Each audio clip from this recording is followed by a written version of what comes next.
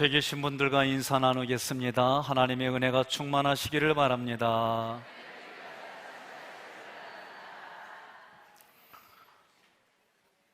사람들은 각자가 다 자기 생각이 있습니다. 생각이 있다는 얘기는 기준이 있고 개념이 있다는 얘기입니다.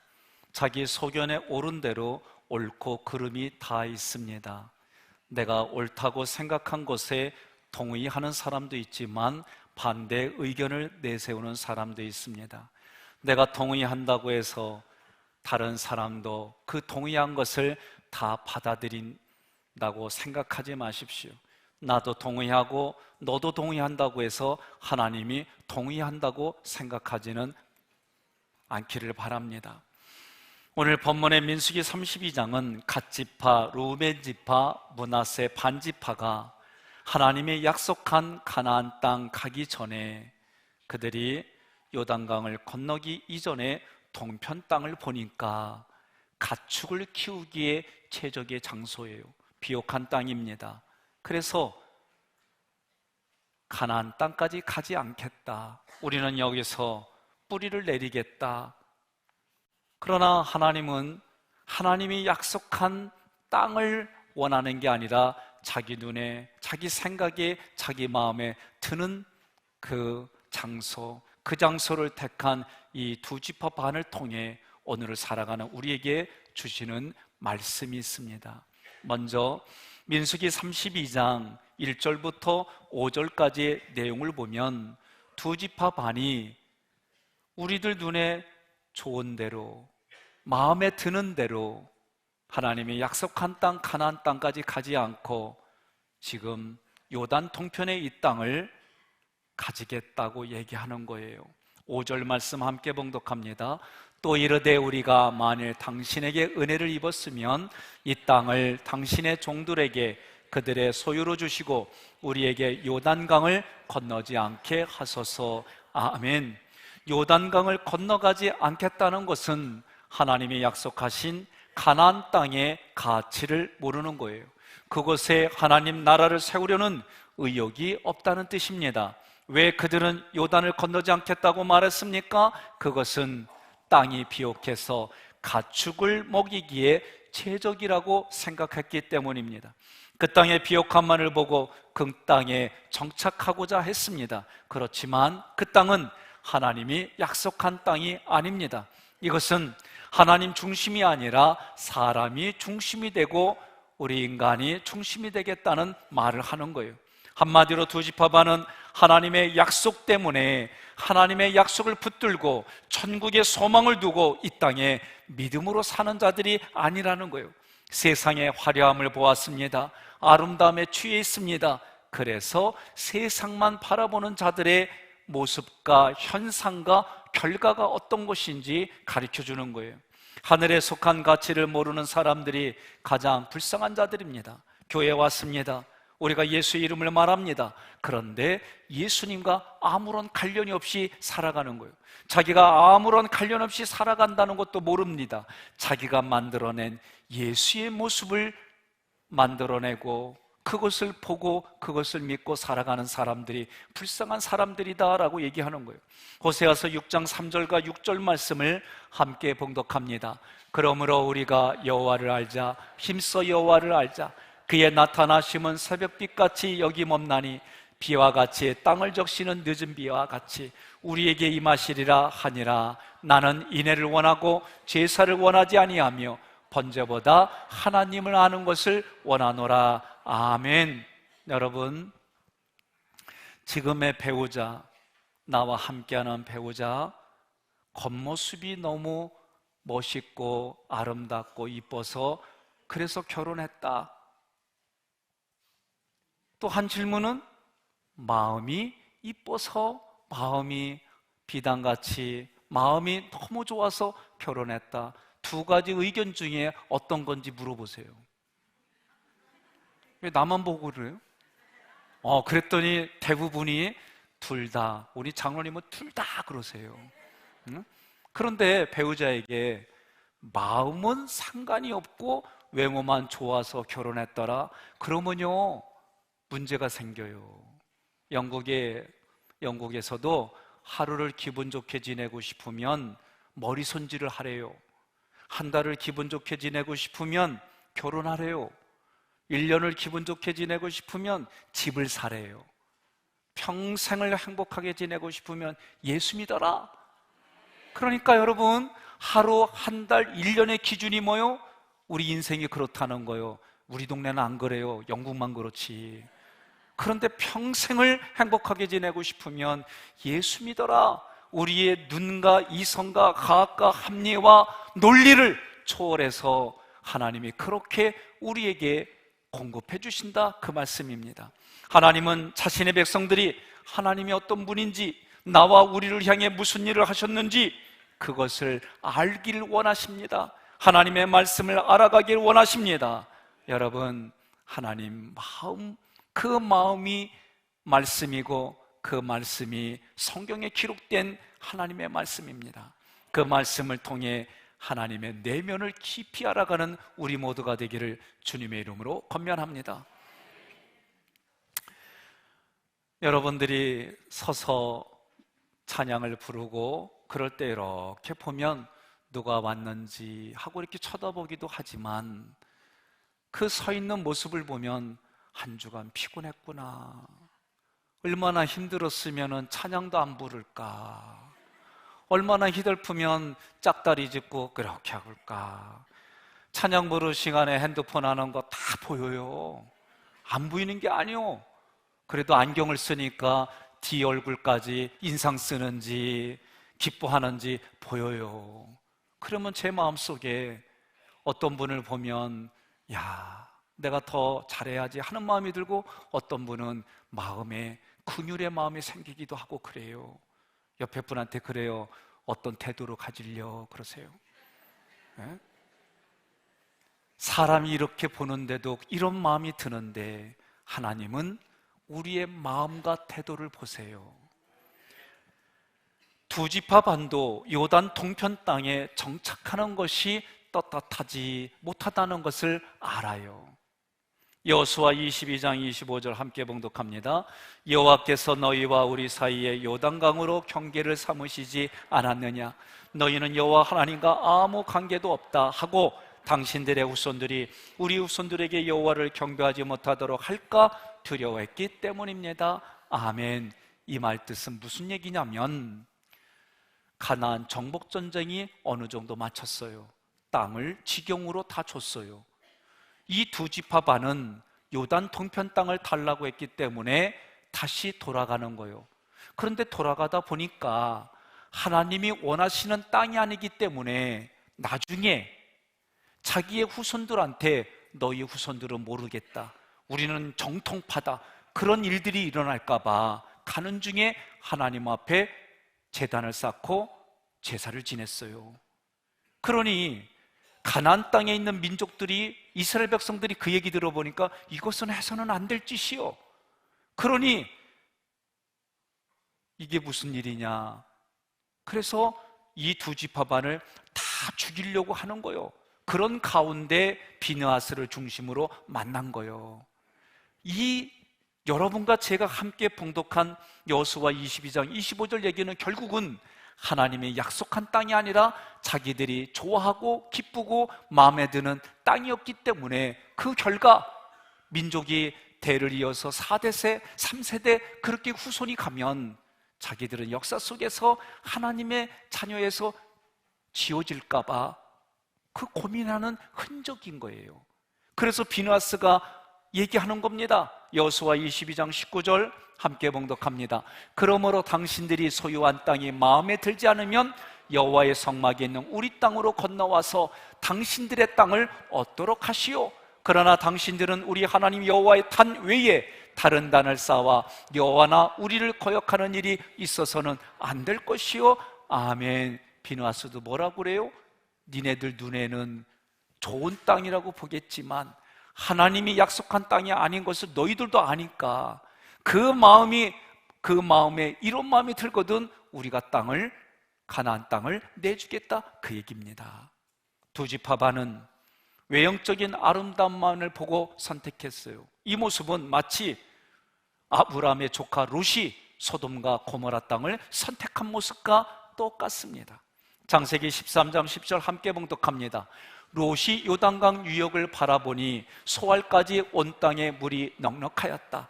이때는 아직 여호와께서 소돔과 고모라를 멸망시키시기 전이었으므로 그 땅이 마치 에덴 동산 같고 이집트의 비옥한 땅과 같았다. 아멘. 내가 지금 보는 것이 다가 아니에요. 마찬가지로 내가 마음이 불편한 게 다가 아니요. 그런데 우리는 그 순간 드는 감정과 생각이 다라고 생각하고 결정할 때가 너무 많아요. 그래서 3초만 기다려 보라는 거예요. 여러분 운전하시는 분들이 있습니까? 신호등이 켜졌어요. 앞차가 안 지나요? 3초만 좀 기다리세요. 바로 빵 누르지 말고. 저도 빵 누르면은 그냥 뛰어내리고 싶어. 예? 아니 목사님 어떻게 목사님인데 그런다고. 그런 말 하지 마요. 다 똑같은 감정과 생각이 있을 뿐이야. 있는데 순간 그거를 필터 처리하는 것뿐이요. 여러분 자녀들을 보면 옳고 그름으로 딱 떼내서 바로바로 눈에 안 들면 내 마음에 불편한 게 확 올라와요. 그래서 애들 때리고 나니까 애가 하는 거예요. 때리면 네 자식이 아프지 네가 아프냐? 아니 웃기는 얘기도 있지만 여러분 순간순간 보면 참기만 해주면 참아주면 그런데 못 참아요. 그게 자기 수준이에요. 저도 마찬가지예요. 내 수준도 별거 없어요. 별거 없어요. 옆에 분에게 그래요. 알고 보면 당신은 대단한 분입니다. 하나님의 말씀을 들었어요. 그 말씀을 내 삶에 적용해요. 내가 살아가는 삶에 이 말씀을 어떻게 적용할까? 여러분과 저는 그 생각을 해야 됩니다. 신령한 것에 대한 열망이 없는 자들에게는 세상이 너무나 매력 있어 보입니다. 결국 이들은 세상의 화려함 때문에 언약에서 멀어졌습니다. 이것이 성경이 우리에게 주는 교훈이에요. 두 번째 6절로 15절에 보니까 모세가 두 지파 반의 이기심과 자기애를 책망하는 거예요. 함께 봉독합니다. 6절. 그러나 모세는 그들에게 이렇게 말하였다. 여러분의 형제들은 싸우러 가는데 여러분은 여기서 눌러앉을 작정이요. 아멘. 이 말은요 야단치는 거요. 같이 전쟁을 하러 가는데 너네는 여기서 앉아 있겠다느냐? 무슨 말이야? 오늘 3부 예배가 마치면 늘 강구하듯이 1시 15분까지 몇 교구는 나오세요. 그러면 다들 이유가 있어요. 바빠요. 그래서 그 전에 나오는 분은 몇 안 돼요. 그래서 그래도 속장님 중심으로 나 별의별 얘기를 해도 다 이유들이 있어요. 옆에 분한테 그래요. 그 이유가 사실이요. 그런데 내면으로 깊이 들어가면 하기 싫다, 한다가 이 안에 정해져 있어요. 그러니 내면대 깊은 데 들어가면 나 하기 싫어서 이 이유가 생겼어요. 이게 우리 현실이요. 백선교회가 오늘 음식을 준비합니다. 그러면요 이유가 있어서 참석을 못하는 분들이 있어요. 진짜 사정이 있는 경우도 있어요. 그러나 대부분 이 안에는 나 음식 마련하기 싫어 그 얘기예요. 이게 우리 내면 깊은 데 있어요. 전도하러 갑시다. 그때마다 왜 작은아버지가 꼭 오시지? 신기해요. 그런데 그 내면의 깊은 데 들어가면 그럴 수 있어요. 제가 첫 번째 목회지에서 아내가 여보 이제 목회를 하니까 나 직장생활 그만할래. 그래 우리 목회 그렇게 해서 가자. 그랬는데 저희 시골집에 갔더니 저희 엄마가 나를 붙들고 다 죽어가는 목소리로 니네 등록금 대줄 게 없는데 며느리가 그만두면 등록금 누가 대주냐. 그러면서 정말 현실이 맞아. 그래서 제가 그 말씀 들으면서 불편해가지고 아내한테 여보 엄마가 이래. 그러니 조금만 더 다녀. 대학원 마칠 때까지. 이제는 말할 수 있다 솔직하게. 엄마 얘기가 아니라 내 마음이 그런 거예요. 내가 그걸 동의하니까 내가 엄마 핑계 대면서 얘기한 거지. 여보 미안해. 시간이 지나고 나니까 이제는 이런 말을 떳떳히 말할 수 있지만 민망해. 그랬더니 아내가 앞으로 잘해. 그래서 잘하려고 그래요. 여러분, 내 삶의 현실입니다. 우리가 살아가는 삶에 이런저런 이웃해요. 남들이 이래 저들이 이래. 근데 그 얘기는 사실은 자기 얘기야. 자기 얘기지 누구 얘기요? 옆에 분한테 그래요. 당신이 하는 말은 사실입니다. 내면의 깊은 얘기도 귀 기울이십시오. 예? 저는 이제 3부 예배 마치면 1,000원 주고 밥 사 먹을 거 아니에요, 교회에서. 그러면 가끔 제 기회에 목사님 광고 좀 해주세요. 그 1,000원도 안 내려고 하는 분이 있어요. 그래서 내가 명단 좀 내셔 하려고 그러다가 이유가 있겠지. 그래서 제가 가끔은 그냥 10,000원 내는 거예요. 오늘은 내가 9명은 사줬다. 제가 그러는 거예요. 와, 이 소리도 없어요. 그런데 여러분, 그렇게 하지만은 나는 가끔은 9명이 누군지를 좀 확인하고 싶어. 그게 다 똑같은 마음이요. 여러분, 신앙은 의식이 중요한 거예요. 그래서 내가 의도적으로, 의식적으로, 하나님은 이렇게 표현했어요. 너희 앞에 생사화복을 놓으니까 살기 위해서 생을 택하고 살기 위해서 복을 택하라는 거예요. 그러려면 의도적으로 생을 택하고 의도적으로 복을 택해야 되는 거예요. 저도 오늘 이 본문의 말씀을 읽으면서 두 지파 반이 미워요. 두 지파 반이 자기들만 살겠다고 그러니까, 자기들만 먹고 살겠다고 그러니까, 자기들만 전쟁 안 치르겠다고 하니까 모세가 책망하는 그 마음을 알겠어요. 그래서 제가 부교육자들한테 진짜 이렇게 얘기했어요. 우리 같이 먹고 살자 그랬어요. 우리 같이 함께 사는 거다 그랬어요. 저는 여러분들에게도 똑같이 말하는 거예요. 같이 삽시다. 함께 삽시다. 같이 살아가는 거예요. 여러분, 성경의 말씀을 이 6조를 통해서 모세가 책망하는 거예요. 뭘 책망하는 겁니까? 자기의 유익, 자기의 편리, 자기의 편안함만 추구하는 두 지파 반을 책망하는 거예요. 7절에 자신들만을 위해 사는 자들이 너희들 때문에 나머지 지파들이 낙심하고 힘들어한다. 책망하는 거예요. 오늘 우리는 때로는 이런 얘기를 많이 듣습니다. 누구 때문에, 이런 것 때문에 교회를 떠났어요. 이것 때문에 불편해요. 이것 때문에 하기 싫어요.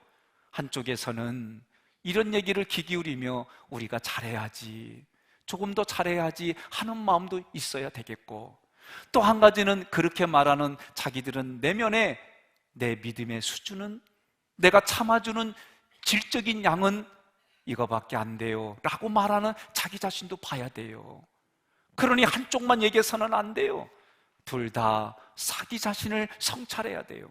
그리고 그 자리에서 하나님 앞에 영광 돌리는 믿음의 자리로 마음의 믿음을 가지고, 창피하지만, 내가 한 말이 부끄럽지만, 내가 살아온 삶이 낯들기 어렵지만 그래도 위의 것을 바라보고 한 걸음 한 걸음 나아가는 믿음이 필요한 줄로 믿습니다. 8절에서는 모세가 가나안 땅을 정탐했던 10명의 정탐꾼의 역사적인 사례를 들어서 두 지파 반을 책망하는 겁니다.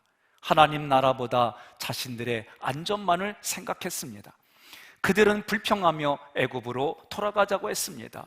이런 것들이 다른 사람들을 실족해 했다라고 얘기를 하는 거예요. 제가 우리 장로님들한테 가끔 얘기하는 것 중에 하나가, 지도자가, 목회자가 보이지 않는 곳에서, 여러분들끼리 있는 데서 책망하고 비난하고 원망하고 주의 종을 욕하고 장로님들을 욕하고 보이지 않는 곳에서 그렇게 하는 분들은 절대로 지도자 세우지 마세요. 절대로 직분 주지 마세요. 그것 때문에 오히려 질서가 깨집니다. 옆에 분한테 그래요. 힘들어도 이때는 아멘 하는 타임이야. 왜? 내가 그렇게 함으로 인해서 다른 사람을 실족해 하니까 결국 자신도 들어가지 못하고 들어가고자 하는 사람들도 못 들어가게 하니까 13절 함께 봉독합니다. 여호와께서 이스라엘 백성에게 분노하셔서 그들을 40년 동안 광야에서 방황하게 하셨으므로 결국 여호와 앞에서 악을 행한 그 세대는 다 죽고 말았습니다. 아멘. 악을 행한 세대가 뭐예요? 하나님 말씀에 불순종했어요. 조금 더 우리 수준으로 말하면 원망하고 불평하고 비난하고 지적하고 상대의 사람들을 실족하게 나는 옳고 너는 잘못됐어, 이런 삶을 말하는 거예요. 저도 말씀을 준비하면서 때로는 힘들 때가 있습니다. 내 기억 속에 내가 그렇게 하지 못했던 것, 나는 옳다고 보는데 다른 사람은 그르다고 하는 언행들이 있어요. 나도 옳고 너도 옳다고 했지만 하나님은 그것이 아니다라고 말하는 양심의 소리가 있어요. 그런 기억들 때문에 힘들 때가 있어요. 여러분, 신앙생활 한다는 것은 대가를 치르는 겁니다. 결혼한다고 하는 것은 대가를 치르는 겁니다. 자녀를 낳아서 키운다는 건 대가를 치르는 겁니다. 저도 학위감리기에서 담임 목회를 하기 위해서 대가를 치는 일들이 의외로 많아요. 여러분들은 자기 기준으로 자기의 생각대로 말하는 게 많지만 저도 보이지 않는 데서는 백조가 우아하게 지나가기 위해서 그 물갈퀴를 하는 것처럼 저도 내면에는 그런 모습들이 의외로 많습니다. 부목사님들한테 지적하고 말하려면 내가 먼저 한 걸음은 먼저 그렇게 나아가야 돼요. 살아야 돼요. 그렇지 않고 내가 말하면, 내 자녀들에게도 내가 그렇게 하지 않고 말하면 저도 저희 아버지가 이렇게 하라고 했는데 속에서는 근데 왜 아빠는 안 하세요? 이 얘기가 나도 그렇게 올라왔는데 내가 살아가는 삶의 현장이라고 그게 없겠습니까? 그러니 내가 부격자들이 그렇게 말하려면 내가 대가를 치르는 삶을 살아야 말할 수 있는 거고, 여러분들이 교회에서 그렇게 나를 따라오라고 말하려면 내가 한 발자국은 최소한 그렇게 살아가야 되는 거예요. 저는 그런 곳에서 목회하고 신앙생활하는 우리들이 함께 지어져 가기를 주님의 이름으로 축원합니다. 하나님은 성경을 통해 악하다라고 말할 때에 도덕과 윤리 수준의 악을 말하는 게 아니에요. 하나님께 불순종해서 이게 악이에요. 불순종한 모습을 보니까 원망하고 불평하고 교회의 질서를 깨는 일들이 교회를 무너뜨리는 일이기 때문에 예수의 핏값으로 세운 그 헌신을, 희생을, 대가를 함부로 행하는 거기 때문에 하나님이 그것을 가장 싫어하셨던 거예요. 여러분, 두 지파 반이 요단 동편 땅을 보는 것은 마치 선악과를 바라보는 하와 같습니다. 창세기 3장 6절 말씀에 여자가 그 나무의 과일을 보니 먹은집스럽고 보기에 아름다우며 지혜롭게 할 만큼 탐스럽기도 하였다. 그래서 여자가 그 과일을 따서 먹고 자기 남편에게도 주니 그도 그것을 먹었다. 자기만 망가지는 게 아니요, 내가 보기에, 내가 좋기에. 그래서 이스라엘 백성들이 소돔과 고모라 땅을 보는 롯도 마치 그것이 에덴 동산과 같았고, 피옥한 땅이 자기도 그렇고 너도 그렇고 그렇게 생각한 사람들은 다 똑같이 하나님 앞에 멸망했어요. 여러분, 오늘 우리를, 지금을 살아가는 우리들도 마찬가지예요. 내가 옳다고, 다 옳다고 따라오는 게 아니에요. 우리가 다 옳다고 해서 하나님이 옳다라고 말해주는 거 아니에요. 그래서 기도하라는 거예요. 그래서 하나님 앞에 곡조 있는 기도 찬양을 하라는 거예요. 그래서 매일매일의 삶에 하나님의 말씀을 마음판에 새기라는 말씀입니다. 예수님의 십자가는 그렇게 살아가려고 하는 우리들 마음에 생명수를 주셔서 자기 중심의 삶을, 자기를 부인하게 하고 주님을 위해 살아가는 인생으로 이끌어 주십니다. 고린도후서 5장 14절로 15절 함께 봉독합니다. 이것은 그리스도의 사랑이 우리를 지배하고 있기 때문입니다. 한 사람이 모든 사람을 대신하여 죽었으므로 모든 사람이 죽은 것이라고 우리는 확신합니다. 그리스도께서 모든 사람을 대신하여 죽으신 것은 살아있는 사람들이 다시는 자기를 위해 살지 않고 그들을 대신하여 죽었다가 다시 사신 분을 위해 살도록 하기 위해서였습니다. 아멘. 구원받은 하나님의 백성들은 하나님이 조금씩 깨닫게 해주세요. 하나님의 사랑을 알기 시작합니다. 하나님의 은혜를 알기 시작합니다. 십자가의 은혜와 사랑을 알아가기 시작하며 나 중심의 삶에서 하나님의 중심으로 조금씩 바뀌어가는 거예요. 내가 은혜를 깨달았다고 한 번에 바뀌지 않습니다. 조금씩 바뀌어가면서, 그러면서 고백하는 거예요. 내가 구원받기 위해서 예수님이 죽고 내가 살았습니다. 구원받은 나는 이제부터 내가 죽고 예수님이 사는 인생을 살겠습니다. 믿으면 아멘 하시기를 바랍니다. 믿음으로 아멘으로 고백하시기를 바랍니다.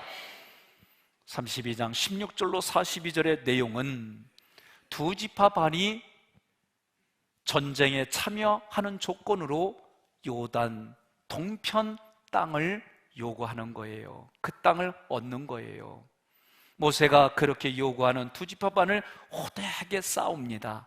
그래서 민수기 32장 17절에 이들이 고백하는 겁니다. 우리는 먼저 아이들을 요새가 된 안전한 곳에 살도록 한 곳에 무장하고 이스라엘 백성이 정착지에 도착할 때까지 그들의 선두에서 싸울 것이며 그들이 그곳에서 땅을 분배받을 때까지 우리가 집으로 돌아오지 않겠습니다. 아멘. 여러분, 때로는 삶에 최선을 다합니다. 여러분과 저는 선택하고 결단하는 시간을 보게 되면 땀을 흘리고 눈물을 흘리고 때로는 그 대가를 치르면서 결단하는 일들이 많습니다. 그렇게 결단했다고 다 유익이 되던가요? 그렇게 다 결단했다고 결과까지 좋던가요? 그렇지 않습니다. 내가 손해를 봤는데 그 손해를 본 것 때문에 끝까지 손해를 보던가요? 그렇지 않습니다. 하나님이 도와주셔야 되는 거예요. 사람이 그 길을 계획할지라도 그 길을 인도해 주시는 하나님의 손길이, 때를 따라 도와주시는 은혜가 있어야 여러분, 이 땅을 우리는 살아갈 수 있는 겁니다. 그러므로 하나님은 우리가 어떤 마음의 태도로 하나님을 섬기는지 그것을 보시는 거예요. 하나님이 만나를 내려주시면서도 너희가 내 말에 순종하는지 시험하시겠다 하신 그 말씀은 하나님 바라보고 하나님 중심으로 살아가는 우리의 삶의 태도와 마음을 보겠다는 거예요. 우리가 부부의 생활도 겉모습만 서로 주고받으면 마음이 허한 거요. 내면이 서로 주고받아야 기쁜 거요. 여러분, 저와 여러분은 그렇게 살기를 바랍니다. 내면의 그 마음이 겉에까지 흘러가는, 그래서 내 잔이 흘러넘치는, 그래서 나를 통해 예수님께로 돌이키는 인생들이 많아지기를 기대하시는 하나님의 그 기대에 부응하며 살아가시기를 바랍니다. 신앙생활은 먼저 내 가족이 거할 견고한 성읍을 세우는 삶이 아니라 하나님의 나라를 먼저 생각하는 삶이 하나님의 백성입니다.